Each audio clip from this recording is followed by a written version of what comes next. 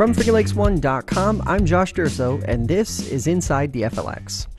Earlier this month, New Jersey made headlines when the state's high school sports governing body announced a sweeping change, which would dramatically restrict the amount of time high school football players could spend tackling their teammates in practice. During in-season practices, players may only engage in full contact drills for 15 minutes each week. During the 3-week preseason, teams are allowed 6 hours of full contact practice. As you can imagine, reaction on social media was swift from both sides of the debate. The NFL has also faced its own share of criticism and heat related to head injuries and largely remains unresolved.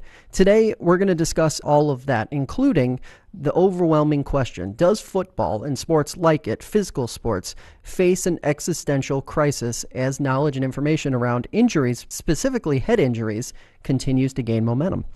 Dr. Robert Anderson of Finger Lakes Health is with us in studio. Thank you for tuning in today. Enjoy our conversation with Dr. Anderson here on FingerLakes1.com. Dr. Anderson, thanks so much for being here. Obviously, a whole lot to talk about in terms of concussions and understanding them and where we stand now versus where maybe we stood a decade or two ago. Let's start there. Where do we stand in understanding concussions on the scientific and medical front, present day? Well, I would say that we understand more about concussions than we did even 5 years ago, certainly 10 or 20 years ago. Looking back at my own childhood, I had concussions and was given relatively poor advice. They said I could return to play the next day, which fortunately I was not seriously injured, but the potential was there. That being said, there's still a great deal of research being done. It's amazing how much we don't understand about the brain in general, and therefore how difficult it is to say exactly what's happening in a concussion. And what is the process? So a student or even just someone an adult who maybe suspects they have suffered a concussion, what's that process sort of look like as they come in, they come to a medical setting, and then they're asking someone like you, what do I do? What does that protocol look like? So let's define a concussion. A concussion is an injury to the head that results in neurological symptoms. It's actually a very simple definition that gets people worry about making that diagnosis, and sometimes they'll say head injury. Most head injuries are a concussion. Generally, the term concussion will be reserved for things that are a mild traumatic brain injury, and basically that means there's not a skull fracture, there's not a bleed inside the head. Those we have other terms for and are generally a more serious injury. Mm-hmm.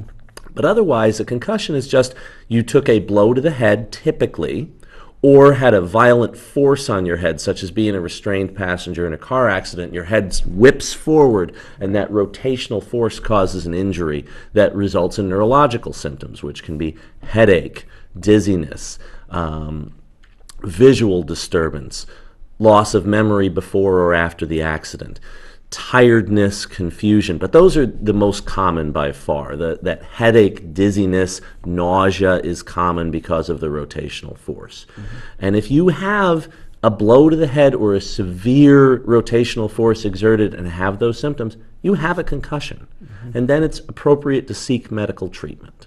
Now, is there a level of a certain degree of folks not seeking treatment because they just aren't sure, they think it doesn't rise to the classification of something like that, so they just, instead of going to the doctor, they just sort of try to tough it out? Is there any element of that involved in the whole process? There's a lot of that, and there's two reasons for it. One is that sometimes the symptoms of concussion are a little slow. A lot of situations in which a concussion occur have a lot of adrenaline going on. Either, an athlete is participating in an activity when they're going to have some natural adrenaline, which does naturally suppress some of our pain reaction. And other times, you're in a traumatic event, such as a car accident again or something like that, and the sheer shock of the overall situation can be enough that people don't realize the symptoms that they're having at first. Sometimes the symptoms are somewhat delayed.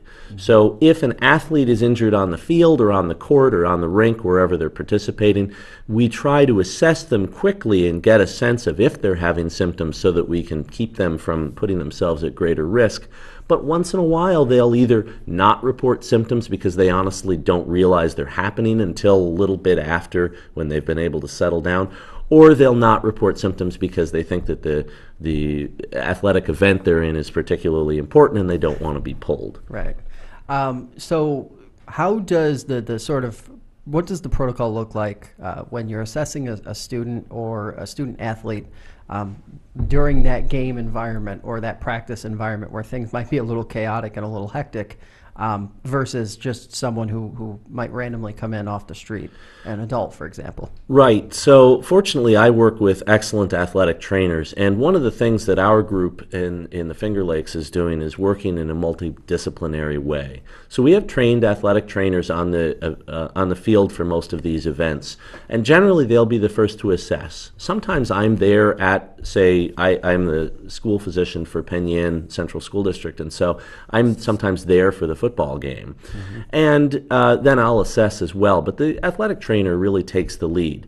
They're asking questions. They sometimes have a questionnaire on the field, and they're looking at this athlete to try to determine, do they seem to have any symptoms? Are they complaining of headache? Do they have neck stiffness? Do they seem dizzy or confused? Some of the symptoms are obvious, and if an athlete is acting that way, an athletic trainer or a physician, and if they're not there, hopefully a coach or a parent should be able to identify and say, this person is suffering from symptoms. It's not safe for them to go back into activity. If we witness a blow to the head, we're obviously going to watch them for a few minutes because, as we said, we need to let the adrenaline settle down a little bit to see if they're still feeling okay. And then it's safe to do a sideline assessment, and if the athlete truly doesn't seem to have any symptoms, it can be safe to return them to activity. If they're endorsing symptoms, that's generally a sign that there is likely some degree of concussion, and they should be disqualified from returning at that time. When a person who's probably suffered a concussion is coming into me, they're generally seeing me at least a few hours later and more likely a few days later. So by that time we should know what their symptoms are, when they had them. I'm assessing the time frame of their symptoms. Right. When they had the injury, how long were they symptomatic, and are they still having symptoms? And ideally, when we have a group that's working, with athletes where we have athletic trainers checking on them, I like to actually see them 3 to 5 days after the injury, because that gives me a better sense of what's the likelihood of recovery. I say that I'm a concussion triage person. Most athletes, or at least 50%, will recover within 2 weeks. And I'm trying to safely guide them through their recovery process and get them back into their return to learn and return to play activities. Some look like it'll take longer, and there are physical therapy techniques that can help to speed their recovery. And those people, we try to get plugged in with that at an appropriate time. And a few have some red flags that seem like they're going to require more in-depth care. Those folks, we have contacts. Generally, we use some folks in Rochester, but depending geographically on where the athlete is from, sometimes we'll use contacts in Syracuse, Buffalo, even farther afield, depending on the time of season. So we're trying to figure out, do they need to go to those experts? So you alluded to it a little bit there, the recovery timeline. Guide us a little bit more specifically through that process and how it can differ, and what are some of the benchmarks, I guess, that you guys look for in the medical field to show that someone is in fact recovering? Right. So once somebody has symptoms, we know that their symptoms tend to continue, and they can continue for as little as a few hours or as long as a couple of weeks, sometimes longer.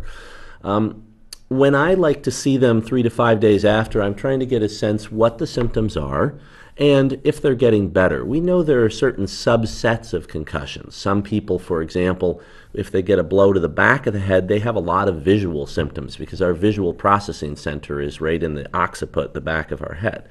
And so I'm looking very carefully for those because sometimes there are physical therapy techniques there. On the other hand, if they've taken a general blow and their symptoms are recovering quickly, then I feel pretty safe getting them moving, making sure that they can tolerate their academic work, or if they're a person of working age, that they're able to tolerate the work they're required to do for their employment, and trying to get them back to physical activity so that they can be 100% as quickly as possible. So it really, there's a saying now in the concussion world, if you've seen one concussion, you've seen one concussion. Everyone is a little bit unique. Mm-hmm. Does that contribute to the caution that seems to be exhibited by folks who are dealing with concussions because of the amount of unknown that still is there and the uniqueness of each situation? I think that contributes somewhat. The primary reason for caution initially is that it's very rare, but the worst case scenario would be returning someone to athletic activity too soon.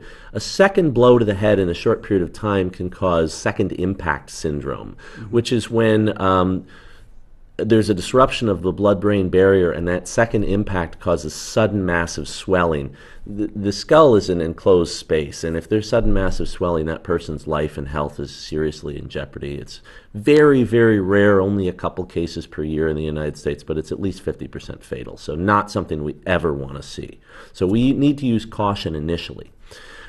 After those first few days, when that becomes less likely, the main reason for caution is that a second blow to the head, when not fully recovered, tends to make symptoms quite a bit worse and makes them much more prolonged.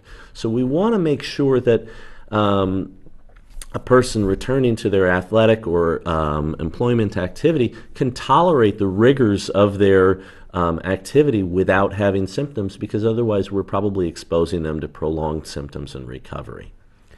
So obviously the backdrop of this conversation are some changes that are taking place in the state of New Jersey, where the high school sports, the governing body of high school sports in New Jersey have decided that per week during the regular season of high school football, as an example, 15 minutes only of full contact practice during the regular season.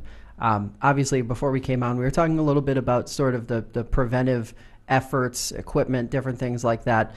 Before we get into that, just sort of your reaction as a medical professional to that type of response to this issue of head injuries and concern around concussions.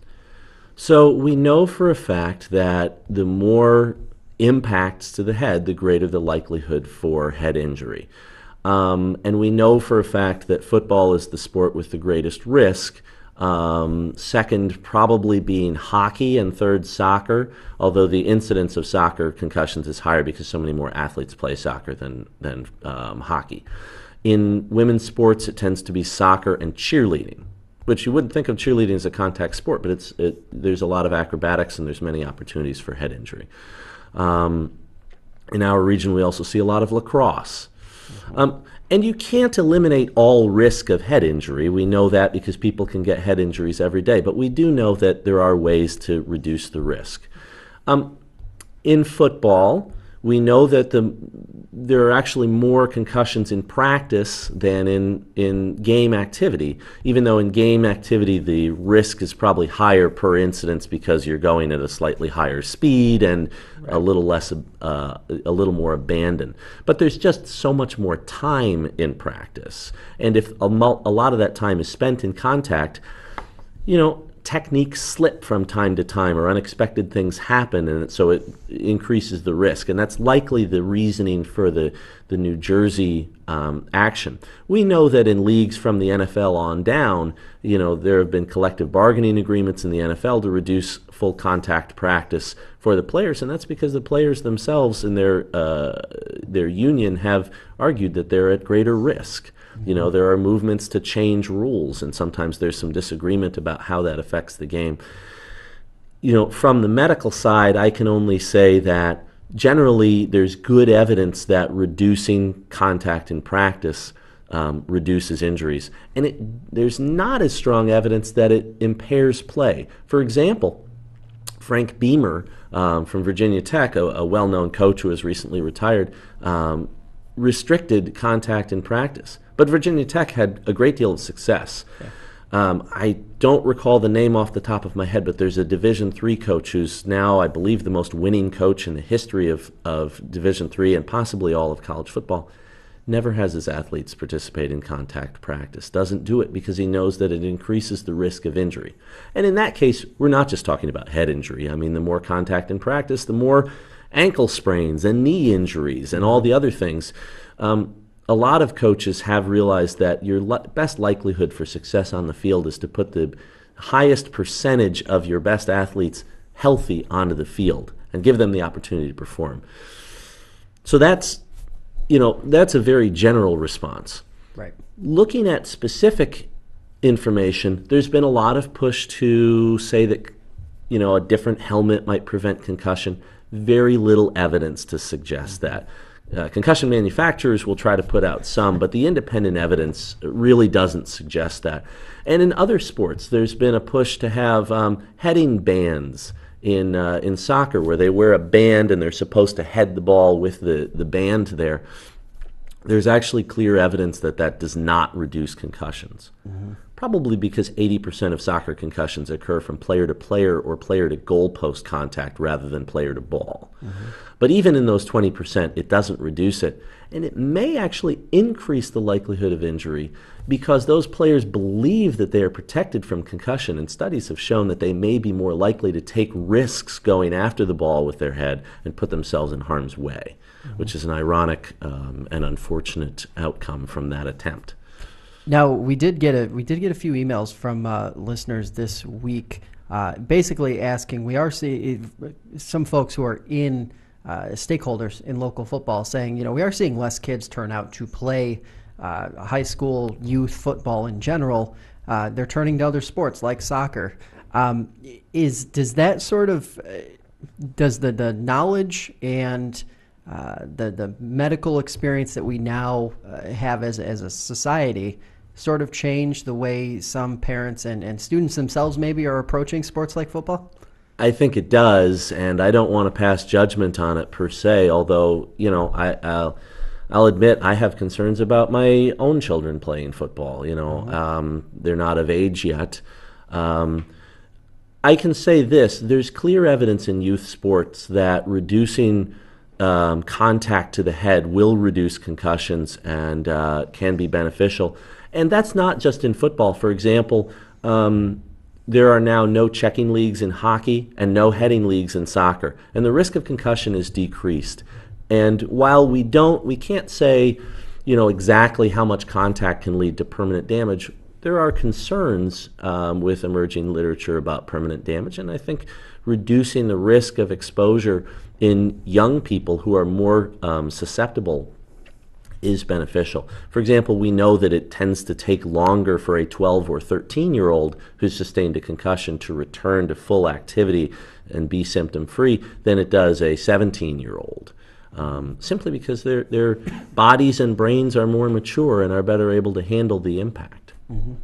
Now, obviously, locally and sort of regionally, we've seen the rise of 8-man football. That's another aspect of this. Maybe there are fewer kids turning out to play these sports.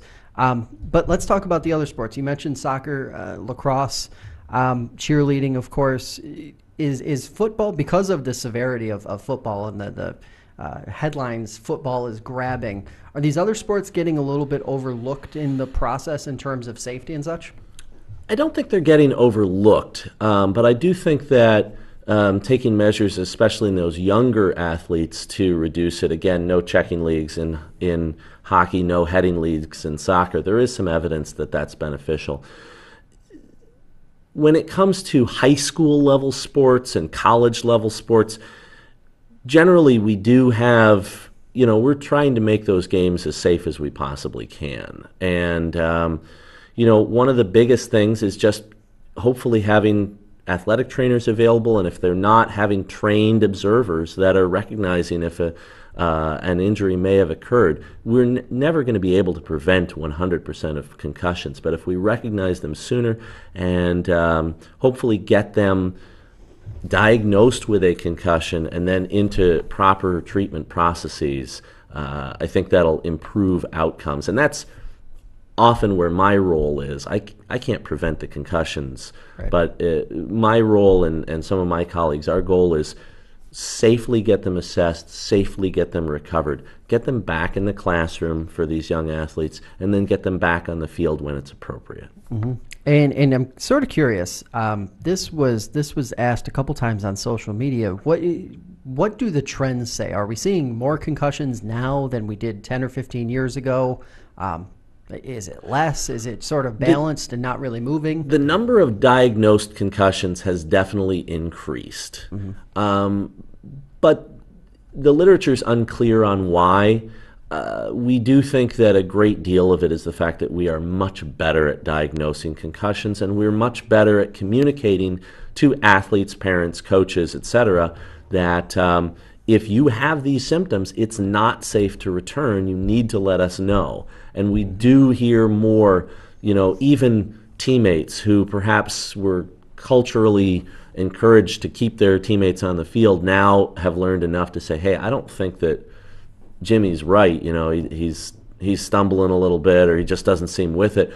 They might be more likely to at least tell the trainer and let the trainer make sure that we get somebody assessed. Officials are now trained, hopefully, and generally are trained to be watching for these things. If an athlete doesn't seem right, they will pull them off the field or out of the contest and require them to be assessed. And I think that's the right way to go. We should be trying to find these and making sure that we don't have that catastrophic outcome or the really bad outcome of a second injury and prolonged symptoms and a delayed recovery where an athlete is out for weeks or months. Now, through this conversation, I don't want anybody to believe that we are endorsing kids not being active, not being physically fit. You mentioned some great new research, regionally local research that actually paints a picture about some of the trends in young people's activity and fitness level. Well, specifically about concussion recovery, which is, I think, interesting. Traditionally, it was taught that once you've diagnosed a concussion, you need to have that person have physical and mental rest. And sometimes that physical rest has been extended for weeks. They've said, okay, if you're still having symptoms, don't do anything more than walking. Don't get your heart rate up, things like that, because we thought that was best.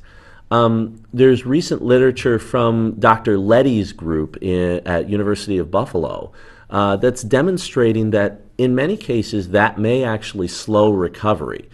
Now, this is not saying go back to full activity. We know that that's dangerous. We need to supervise them. And we know that in many athletes, getting your heart rate well up when you're recovering from a concussion because of this dysregulation still will cause symptoms. It affects blood flow, and that affects how it can increase the risk of headache.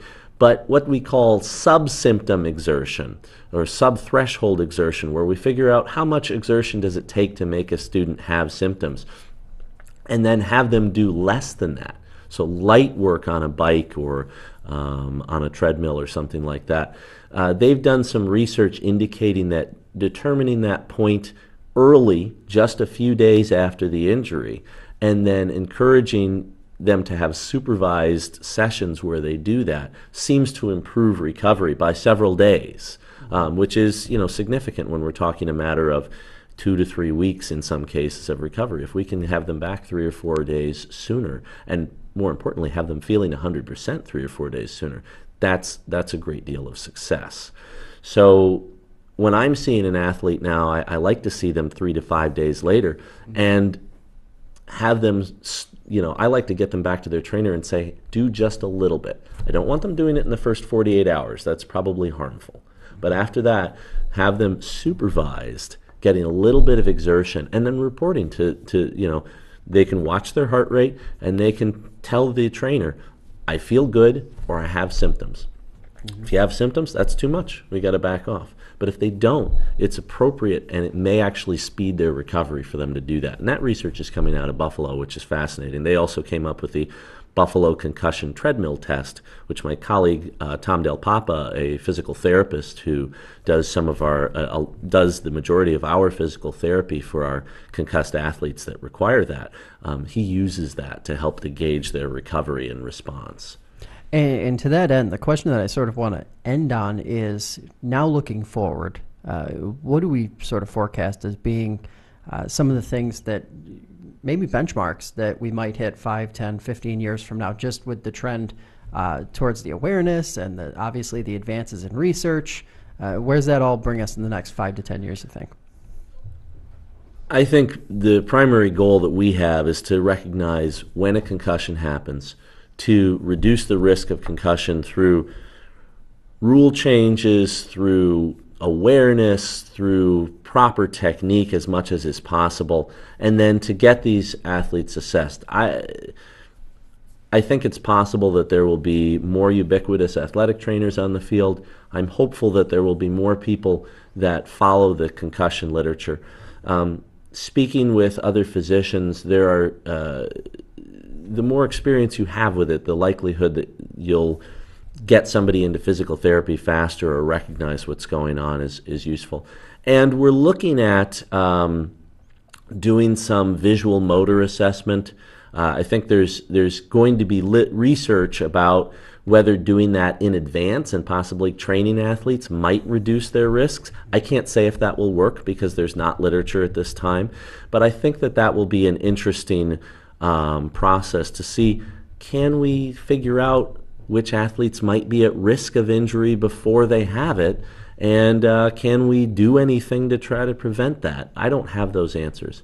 If you would allow me the privilege, I'd just like to take a moment to say, if there's a concern, make sure that they're seen by a physician in a short period of time. Yeah. Make sure that they see a physician who does some vestibulo-ocular exam, which is not always part of the exam, but it's something that I and my colleagues do to look for subtle findings that can tip us off that we're still having a concussion.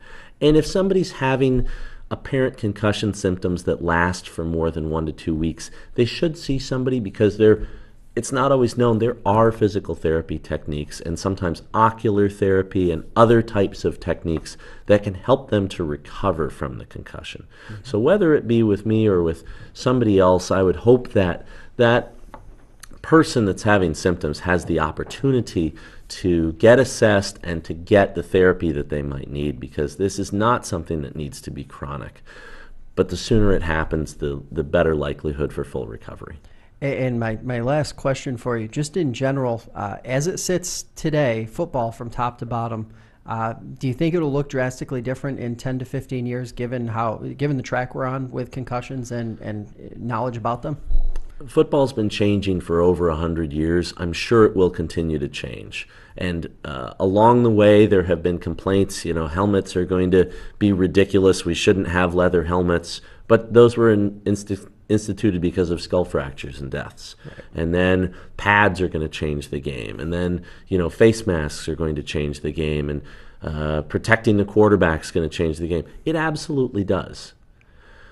But games have to evolve, and they will always have to evolve. I don't know what the future of football will look like.